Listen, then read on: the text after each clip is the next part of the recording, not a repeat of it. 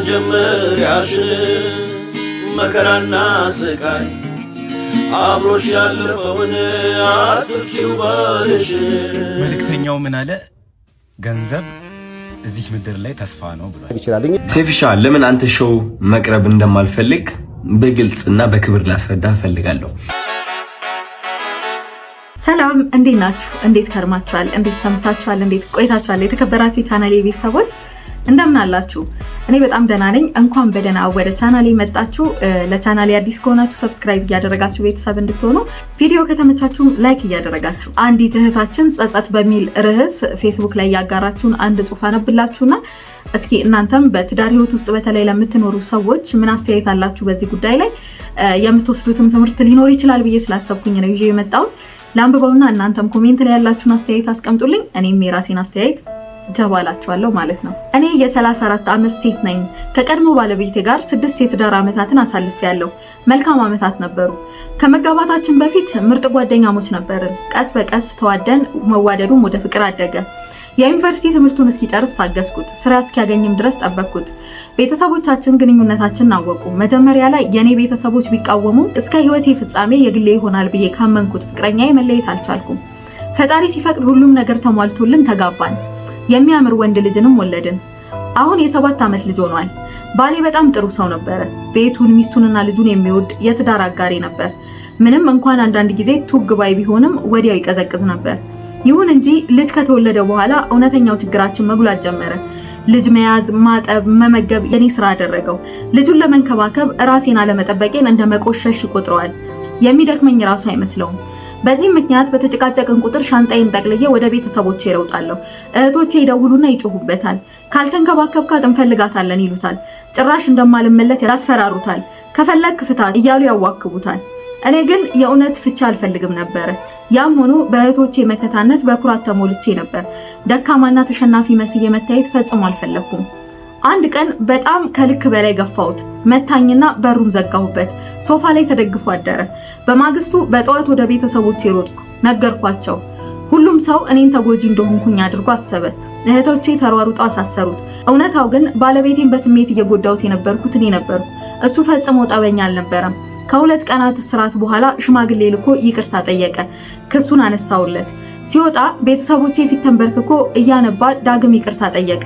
ታርቀን ተያይዘን ወደ ቤታችን ሄድን። ከ3 ወራት በኋላ እንደገና ትንሽ አለመግባባት ተፈጠረ። እንደተለመደው ልብሴን ጠቅልዬ ወደ ቤተሰቤ ሄድኩ። ከ2 ቀናት በኋላ ሆስፒታል እንደገባ የሚገልጽ ስልክ ደረሰኝ። ቤተሰቦቼ እንዳልሄድ ከለከሉኝ። ተስፋ ቆርጠሽ ይመስለዋል፣ ይኮራብሻል አሉኝ። ለ1 ሳምንት ሆስፒታል ቆየ። ሲወጣ መጥቶ ይቅርታ ይጠይቀኛል ብዬ ስጠብቅ ቀረ። 2 ሳምንታት አለፉ። በጣም ናፈቀኝ። ቤቴ መመለስ በጣም ፈለኩ። ልጄም አባቴ እያለ ቁም ስቅሌን አሳጣኝ። ሆኖም ቤተሰቦቼ በተለይ እህቶቼ በደል እንደደረሰብኝ ነግሬያቸው ይቅርታ ሳይጠይቀኝ መሄዱ በጣም ከበደኝ። ከዛሬ ነገ ሽማግሌ ይልካል ወይም መጥቶ ይቅርታ ይጠይቃል ብዬ ስጠብቅ 21 ቀናት ተቆጠሩ። በ21ኛው ቀን ረፋድ የፍርድ ቤት የፍቺ ወረቀት ደረሰኝ። ፈጽሞ አላመንኩም። አሁንም ሐሳቡን እንደሚቀይር ተስፋ አደረጉ። ግን ኩራቴ አትለምኙ፣ አትሸነፊ አለኝ። እናም ለመፋታት ፈቃደኝነቴን ላኩለት። የፍርድ ቤት ቀጠሮ ከመድረሱ በፊት ንብረት መካፈል እንደምፈልግ መልእክት ላኩለት። ምንም መልስ አልሰጠኝም። ንብረት ጥላልኝ ትሄዳለች፣ ሌላ ገባበታለሁ ብሎ እንዳያስብና የፍቺ ጥያቄውን እንዲተው ነበር ይህን ያደረኩት። መልስ አለመስጠቱ ትተውልኛለች ብሎ አስቦ ሊሆን እንደሚችል የነበረኝን ግምት አጠናከረልኝ። ስለሆነም በፍርድ ቤት ቀጠሮ ቀን እንደ ትልቅ አጀንዳ ይዤው የቀረብኩት የጋራ ንብረታችንን ድርሻ እንዲሰጠኝ ነበር። ዳኛው በንብረት ላይ አስተያየት ሲጠይቀን አንድ ላይ ያፈራነውን የጋራ ንብረታችን ሁሉ መካፈል አልፈልግም፣ ሁሉንም ነገር ለብቻው ትውሰደው፣ እኔ የምፈልገው ልብሴንና ሰላሜን ብቻ ነው አላቸው። ያ ቀን ሐምሌ 16 2014 ነበር። ፍርድ ቤቱ በሽምግልና እንድንታረቅ እድል ቢሰጠንም በፍጹም ፈቃደኛ አልሆነም። እኔም መሸነፍን በፍጹም አልፈለኩም። ከ2 ወራት በኋላ የፍቺ ሂደቱ ተጠናቆ የጋብቻ ወረቀታችን ተቀደደ። የትዳር ህይወቴ ተቀደደ ማለት ነው። አሁን እሱ ድጋሚ አግብቶ 1 ልጅ ወልዷል። እኔ ግን ፊቱን በብቸኝነት እየተንገዳገድኩ ነው። እንድፋታ ሲያበረታቱኝ የነበረው ቤተሰቤ ፊቱን አዙሮብኛል። በተለይም እህቶቼ መልሰው እኔን ያሙኛል፣ አያከብሩኝም። እናቴም ከኔ ይልቅ ታናናሾቼን ነው የምታከብረው። ሁሉም በተሳሳተ ምክር ከጥሩ ባሌ ነጥለው ባዶ አደረጉኝ። ቤቴንና ትዳሬን እንዳፈርስ ፈቅጄ በቁጭት እሳት እየተለበለብኩ ነው። የተረፈኝ ጸጸትና ልጄ ብቻ ነው። አንዳንዴ የጋብቻ ፎቶዬን እያየው አለቅሳለሁ። ሳላስበውም ልጄም አብሮኝ ያለቅሳል። እህቶቼ ከኔ ተማሩ ትለናለች ባለ ታሪኳ። እንዴት አያችሁት ይህንን ታሪክ? እኔ በጣም ጥሩ መማሪያ ይሆናል ብዬ ስላሰብኩ ነው ይዤ የመጣሁት። በትዳር ውስጥ ያው ሁል ጊዜ ከጥንትም ከጧቱም ጀምሮ እንደሚነገረው ሶስተኛ ወገን ገባ ማለት እንዲገባ በአንድ ወገን በባል ወይም በሚስት በኩል ፍቃድ አገኘ ማለት ያ ትዳር ጽኑ መሰረት አልያዘም ማለት ነው። ትዳር ላይ ሶስት አካላት መኖር ያለባቸው ሚስት፣ ባልና ፈጣሪ ነው። ከዛ ውጪ ያለ የገባ ነገር ካለ ግን መሰረቱን ስለሚያናጋው ቶሎ መወገድ ያለበት ይመስለኛል። እሷም ይህንን ነው ፈቅዳ በማስገባቷ በተለይ ደግሞ ቤተሰብ ማለት በጣም የኛነት ስሜት ያለው ነገር ስለሆነ እሷ ፈቅዳ ማስገባቷ እዛ ውስጥ ይሄንን ችግር ፈጥሯል ማለት ነው። ያው ዞሮ ዞሮ ለሁሉም ባለትዳሮችም ወደ ትዳር ውስጥም ልትገቡ ያላችሁ በሙሉ ከዚህ ትልቅ ትምህርት ታገኛላችሁ ብዬ ስላሰብኩ ነው ይዤላችሁ የመጣሁት። እስኪ እናንተም ያላችሁን ሀሳብ አስተያየት ኮሜንት ላይ አስቀምጡልኝ። አትፍቺው ባልሽን አትፍቺው ባልሽን የልጅነትሽን የመጀመሪያሽን መከራና ስቃይ አብሮሽ ያለፈውን አትፍቺው ባልሽን ፍቺው ያሉሽ ወላጅ ጓደኞችሽ አብረውሽ አይቆሙም ፈትናት ነው ሚሉሽ እስክትፈቺው ነው መጥፎ ያረጉብሽ ሲሄድ ይገባሻል እንዴት እንደረዳሽ። ይህ እንግዲህ ቅድም ላነበባችሁ ዜማ ይሆናል ብዬ ያሰብኩትን ነው ያመጣሁት። አትፍቺው ባልሽን አትፍቺው ብሎናል። እናመሰግናለን። የዩቲናስ ዝግጅት ከቀረበ በኋላ እንግዲህ የአዶናይ አድናቂዎች ለምን ልጃችን አልቀረበም ሲሉ በሰይፉ ቤቤስ ላይ ጠይቀዋል። የኛ ሐሳብ ሁሉም እየመጡ ምረጡኝ እንዲሉ እድል ማመቻቸት ነው። ስለዚህ አታስቡ፣ እስከ ዝግጅቱ መጨረሻ ድረስ የተመረጡ ቲክቶከሮች እየመጡ ምረጡኝ ይላሉ። በነገራችን ላይ አዶናይን እንዲመጣ ግብዣ ቀርቦለታል። መጥቶ የምረጡኝ እንቅስቃሴ ማድረግ ይችላል። ሴፍሻ ለምን አንተ ሾው መቅረብ እንደማልፈልግ በግልጽና በክብር ላስረዳ ፈልጋለሁ። አንደኛ ነገር በአካል ይህ ጥያቄ ለመጠየቅ መጀመሪያ ሰላምታ ስልክ አንደኛ በክብር አላወራኝም፣ ችላ ብላኛል። ኢትስ ኦኬ ሜቢ ቢዚ ሆነ ሊሆን ይችላል፣ ወይም ሌላ ሐሳብ ኖሮ ሊሆን ይችላል። በጥሩ ነገር እንውሰደው። ሁለተኛ ጊዜ ከመኪና ወርጄ መኪና ውስጥ ነበር ካንተም አክብሬ መጥቼ ሴፍሻ እንዴት ነህ ሰላም ነው ወይ ብዬ ጠይቄ ዲቻ ቦይስ የሚባሉ ልጆች አሉ ከኔ ጋር ናቸውና ወደ አንተ ኢንተርቪው ቀርቤ እነሱ ሰው እንዲያውቃቸው ፈልጋለሁ ትንሽ ድጋፍ እንዲያገኙ ብዬ ጠይቄ ነበረ። የሰጠኸኝ መልስ ዝም ብለህ ነበር ያለፍከኝ። ኦኬ ችግር የለውም። ሶስተኛ ጊዜ ማናጀርህ ስልኬን ከሌላ ኢንፍሉዌንሰር ጠየቀ። ከዛ ያ ኢንፍሉዌንሰር ደግሞ እኔ ጋር ደወለልኝና ማናጀር እየፈለገ ነው የሴፉ አለኝ። ኦኬ ለምን እጠብቃለሁ እስከሚደውል ራሴ ወዲያውኑ ደውላለሁ። ደወልኩኝ። ከዛ ማናጀር ያለኝ አሜሪካ እንዳልክና ስትመለስ ደግሞ ስኬጁሎች እንዳሉክ ነው። which ይገባኛል። ይሄም ሪስፔክትፉል ቢዚ የሆንክ ሰው እንደሆንክ እርግጠኛ ነኝ። ትልቅ ነገር ነው ያንተ ሴፉ ሾው ማለት ነው። በጣም ሪስፔክት አደርገዋለሁ። ግን ከዚህ ሁሉ የደበረኝ ነገር ምንድነው? ከዚህ ሁሉ የደበረኝ ነገር አይ ቲንክ ዛሬ የተናገርከው አሽሙር ነው መሰለኝ። አይ ቲንክ አሽሙር ነው። አየህ እኛ ሰዎች ስንባል መጥፎ የሚባል ሳይድም አለን፣ ጥሩ የሚባል ሳይድም አለን። ችግሩ ሁላችንም ነጭ በግ እንደሆነና ምንም ጥፋት እንደሌለን ገመና እንደሌለን ስለምናስመስል ነው እንጂ የኛ ገመና ቢሸት ኖሮ ከቤት አንወጣም ነበር። ግልጾኝ ልንገርክ፣ ችግሩ እኔ ገመናዬን አካፍላለሁ። ይህ ገመና ማካፍለው ደግሞ ዝም ብዬ ስድ ሆኜ ለመታየት ሳይሆን በዛ ተመሳሳይ ገመና ታስረው ራሳቸው ሊያጠፉ የቀረቡ በጭንቀት ያሉ ሰዎችን ለማዳን ስል ነው ገመናዬን ያካፈልኩት እንጂ ጅል ሆኜ አይደለም። እና ዛሬ የተናገርከው ንግግር ደግሞ ይህ ገመናን እያነሳ ነበረ which is እነዚህ ቃላቶች ማለት ነው።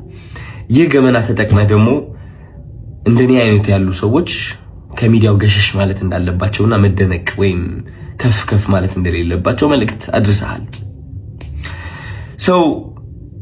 ችግሩ ምንድነው መሰለክ ሴፉ፣ የተናገርከው ነገርና ተግባርክ አንድ አልሆነ። እንግዲህ በዚህ ጉዳይ ሰይፉንና አዶናይን ትከሻ ማለካካት ልክ ነው ብዬ አላስብም። ሰይፉ ከረጅም ዓመታት በፊት በጋዜጠኝነት የምናውቀው ሰው ነው፣ በሬዲዮና ቴሌቪዥን ላይ ነው የምናውቀው። አዶናይ ደግሞ ከቅርብ ጊዜ ወዲህ በቲክቶክ ፕላትፎርም ነው የምናውቀው። ስለዚህ ሁለቱን ሚዛን ላይ ማስቀመጥ ጭራሽ የማይታሰብ ነገር ነው። ነገር ግን ወደ ሀሳቡ ስንመጣ ምንድነው ያለው አዶናይ? ቴክስት አድርጌለት ነበረ ከዚህ ቀደም ልጆችን ላግዝ ልረዳ ነው ፕሮግራም ላይ አቅርበኝ ነው ያለው። በአካል አግኝቼ ጠይቄው ነበረ ግን እሱ ሊያናግረኝ ፈቃደኛ አይደለም ነው ያለው። እዚህ ጋር ማየት ያለብን ነገር ምንድነው ሰይፉ በቀን ውስጥ ስንት ቴክስት ይደርሰዋል? እንደዚህ አይነት ልጆችን ልናግዝ ነው ልንረዳ ነው ፕሮግራም ላይ አቅርበን እርዳን የሚሉ ቴክስቶች ብዙ የሚደርሱት ይመስለኛል። ስለዚህ እናንተ ብትሆኑ በሰይፉ ቦታ ሁሉንም የደረሳችሁን መልእክት ታስተናግዱ ነበር ወይ? ወደ መድረክ ታመጡ ነበር ወይ? ሰይፉ እየሰራ ያለው ቢዝነስ ነው። ከቢዝነስም አንጻር ተመልከቱትና እዛ መድረክ ላይ ሁሉንም ሰው ትጋብዙ ነበር ወይ የሚለው አንዱ ጥያቄ ነው። አዶናይ ከቅርብ ጊዜ ወዲህ በጣም ብዙ ተከታይ አለው፣ ፌመስ ሆነ፣ በደንብ በህዝብ ዘንድ እየተወደደ መጣ፣ ጥሩ ስራዎችን እየሰራ ነው ያለው። ስለዚህ አሁን ላይ ነው የመቅረቢያው ጊዜ። ያ ጊዜ የመቅረቢያው ጊዜ አልነበረም። ስለዚህ ሰይፉ በዚህ ጉዳይ ይወቀሳል ብዬ አላስብም። እኔ እንደውም አዶናይ ካለው መረዳትና አዶናይ ካለበት ሁኔታ አንጻር አሁን ላይ ሰይፉን አክብሮት ሄዶ እዛው ፊት ለፊቱ ቢጠይቀው ነበረ በጣም የምገረምበት ጎበዝ ነው ብዬ ላስብ የምችለው። በዛ ላይ ደግሞ ሰዎችን እየረዳ ስለሆነ አዶናይ ይሄ መድረክ እንደውም የበለጠ ሰዎችን ለመርዳት ጥሩ አማራጭ ስለሆነ እድሏን ተጠቅሞ የሆነ ሰው ሊረዳባት የሚችልበት አይነት መድረክ ነበረ። ራሱን በደንብ አጉልቶ ሊያሳይበት የሚችልበት መድረክ ነበር የቀረበለት። ስለዚህ አሁን ሰይፉም ላይ አዶናይም ላይ ጎራ ይዘን የምንናገርበት አይነት ሁኔታ አይደለም ያለው። አዶናይም በራሱ መረዳት በጊዜው አስቀይሞታል፣ ወጥቶ ቅሬታውን ተናግሯል። ግን ደግሞ ስለ ሰይፉ አንድ ነገር ሶሻል ሚዲያም ላይ ሰዎችም በግልም ሲያወሩልኝ እንደሰማሁት ከሆነ ብዙ እሱ ያልተናገራቸው ከጀርባ የሚሰራቸው በጎ ስራዎች አሉ። ሰይፉን ፕሮሞት እያደረኩት ሳይሆን ብዙ ሰዎች ከሚናገሩት ነገር እና የቅርቡም ሰዎች ከሚመሰክሩት ነገር ሚዲያ ላይ ወጥቶ መናገር አይፈልግም እንጂ ከረጅም ዓመታት ጀምሮ አሁን ላይ አዶናይ እያደረገ ያለውን መልካም ስራ ወይም በጎ ስራ ብለን የምንጠራውን ነገር ሰይፉ እየሰራው ነው የኖረው። ስለዚህ አሁን አዶናይን ሚዛን ላይ አስቀምጠን ሰይፉን እዚህ ጋር አስቀምጠን ሰይፉን የምንናገርበት አዶናይን የምንተችበት አይነት ሁኔታ አይደለም። ከቻለ አዶናይ አሁንም ደርሼበታለሁ ባለው አረዳድ ይሄ ዓለም እኔ ከዚህ ዓለም አይደለሁም ባለው አረዳድ መሰረት ከሆነ እንደውም መድረኩን ተጠቅሞ የሆነ ሰው ይረዳበታል ብዬ ነው እኔ ኤክስፔክት የማደርገው። እናንተስ ያላችሁን እስኪ ሀሳብ አስተያየት ኮሜንት ላይ ያስቀምጡልኝ። ከሰሞኑን መነጋገሪያ ከሆኑ ቪዲዮዎች መካከል አንዱ የሆነው ደግሞ የመልእክተኛው ስነ ፊቱን ማሳየት ነው። 10 ሚሊዮን ብር አላስፈለገውም ፊቱን ለማሳየት። ፊታቸውን የማያሳዩ ሰዎች ብዙ ጊዜ ውድ ናቸው ይባላል እና ሸፈንፈን ማለት ምን ያህል ውድነት እንዳለው በዚሁ ማየት ይቻላል። ስለዚህ እስኪ የተወሰኑ ነገሮች ስለሱ እንመልከት። ስለ መልእክተኛው ጉዳይ ሳስብ ግን አንድ ነገር በጣም ይገርመኛል። ጉዳዩ ስለ መልእክተኛው አይደለም፣ በመልእክተኛው ዙሪያ ስለሚገኙት ሰዎች። በዚህ 5 ዓመታት ውስጥ አንድም ሰው ተሳስቶ እንኳን ቢሆን የሱን ፎቶ ሆነ ቪዲዮ ፖስት አላደረገም። አስቡት፣ በዚህ በሶሻል ሚዲያ ዘመን ሰው በትንሽ ነገር ላይክ እና ገንዘብ ለመሰብሰብ በሚጋደልበት ሰዓት እነዚህን ሁሉ 5 ዓመታት አንድም ሰው ወደዚህ ሚዲያ ወጥቶ መልእክተኛው ማለት ይሄ ነው ብሎ ፖስት ሲያደርግ አልታየም። በትናንትናው ዕለት ሰይፉ ላይ ቀርቦ መልእክተኛው ማለት እኔ ነኝ ብሎ በራሱ ጊዜ በራሱ ሰዓት ራሱን እስከገለጠበት ድረስ አንድም ሰው ወደዚህ ወጥቶ በፌክ አካውንትም ይሁን ፊቱን ደብቆም ይሁን በየትኛውም ሁኔታ መልእክተኛውን ፖስት ያደረገ ሰው አልነበረም። አዎ ይሄ ነገር እኔም በጣም ነው የሚገርመኝ። ምን ያህል ቢያከብሩት፣ ምን ያህል ቢወዱት፣ ምን ያህል ቢታመኑለት ነው። ምክንያቱም አሁን በዚህ ሰዓት የመልእክተኛው ፊት ይሄ ነው እሱ ብሎ ቲክቶክ ላይ አንድ ሰው ቢለቅ ብዙ ቪው ይኖረዋል፣ ሰዎች ይቀባበሉታል። አዎ መልእክተኛው ይሄ ነው አይነት መነጋገሪያ ይሆናል ምናምንና ያንን ዝና አልፈለጉትም። ምክንያቱም ትክክለኛና ጥሩ ስራ እየሰራ ስለነበረ ማለት ነው። መልእክተኛው ምን አለ? ገንዘብ እዚህ ምድር ላይ ተስፋ ነው ብሏል እና ዛሬ ስለ መልእክተኛው ፊቱን ያው ኦሬዲ ትላንት አሳይቶ የለ ስለ መልእክተኛው ላውራችሁ ብዬ ነውና ለኔ በህይወቴ ትልቁ ባለውለታዬ ማለት መልእክተኛው ቪዲዮ ከመስራቱ በፊት የነበረኝ ነገር አውቀዋለሁ፣ አሁን ያለኝን ነገር አውቀዋለሁ እና እግዚአብሔር ይመስገን። እንደዚህ መባል በጣም በጣም ትልቅ ነገር ነው። ሰዎችን በዚህ ደረጃ ረድቶ በህይወቴ ትልቁ ባለውለታዬ እንትና ነው መባል በጣም የሚያስደስትና ትልቅ ነገር ነው። እሱም ብቻ ሳይሆን ለብዙ ኢትዮጵያውያን በጣም በጣም ብዙ ነገር ያደረገ ልጅ ነው። አሁንም ስራውን እንደማያቋርጥ በዚሁ እንደሚቀጥል ተስፋ አደርጋለሁ። እናንተም እስኪ ለመልእክተኛው ያላችሁን መልእክት ኮሜንት ላይ አስቀምጡልኝ። ለዛሬ ይሄ በቃናል። በቀጣይ ደግሞ የተለያዩ ቪዲዮዎችን ለእናንተ ይሆናሉ ብዬ አሰብኳቸውን ይዤላችሁ እመጣለሁ። ለቻናሌ አዲስ ከሆናችሁ ሰብስክራይብ ማድረግ እንዳይረሳ። ቪዲዮ ከተመቻችሁም ላይክ እያደረጋችሁ አብራችሁን ስለነበራችሁ ከልብ አመሰግናለሁ።